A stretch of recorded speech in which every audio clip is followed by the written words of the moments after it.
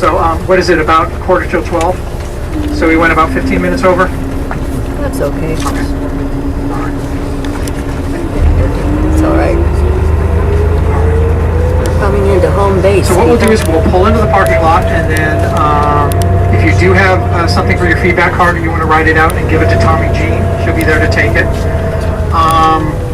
And then after we let folks that want to leave now get off the bus, then I'm here to answer some questions. Okay, yes. Thank you first, Kate, for organizing the tour. Really appreciate being able to see what is being done. Okay.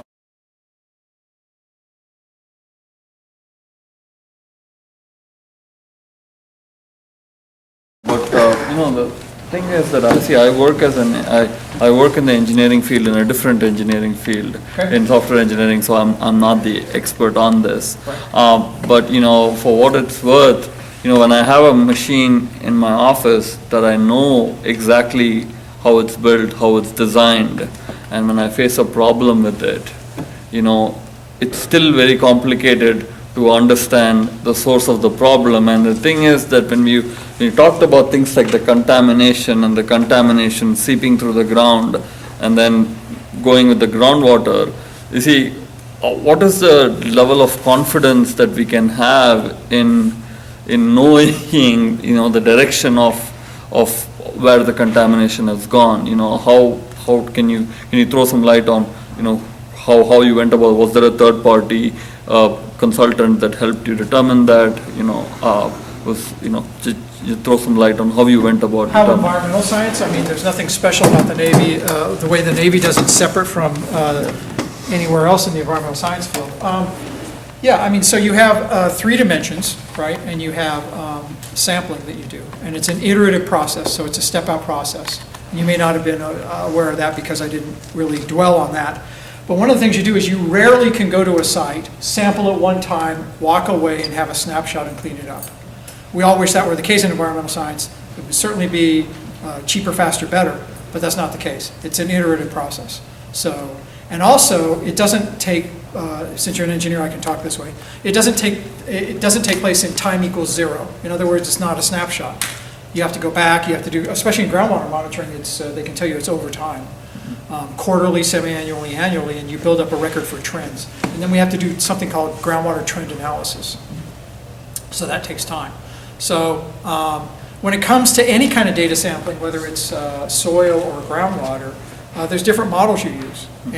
But what we tend not to do, the least scientific way of approaching a site is unbiased sampling.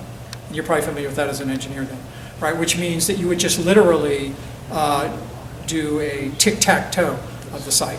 You tend to do heavily biased sampling based on the evidence that you bring forth to create it as an environmental site in the first place. And we're pretty good at that. Between the regulators and the Navy, we're pretty good at getting it right. But it takes different iterations, different rounds of sampling over time. Except the only problem is, it's very difficult for me as someone who's not a US Navy person to believe that all of that work was, not classified.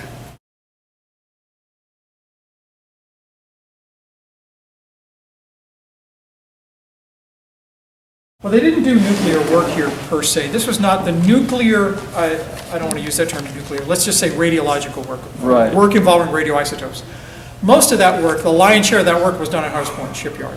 The Navy Radiological Defense Laboratory, NRDL, worked from 1948 to 1968, and their headquarters was on Hunters Point. And they governed the activities of the rest of the bases with regard to radiological R&D and so forth. This was mainly a schoolhouse. Okay, so it was mainly training.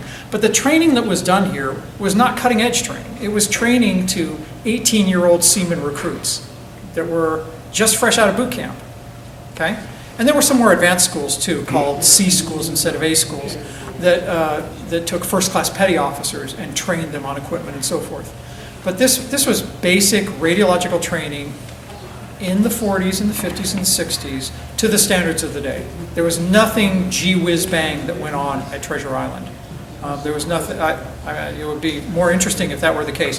This basically was training, administration, But they did have a lot of training that did go on with radiological equipment, calibrating it and so forth, and some damage control that involved that. Yeah, there really wasn't anything here that was of that nature. Now, Hunters Point, different story. And Mare Island Nuclear Naval Shipyard, different story.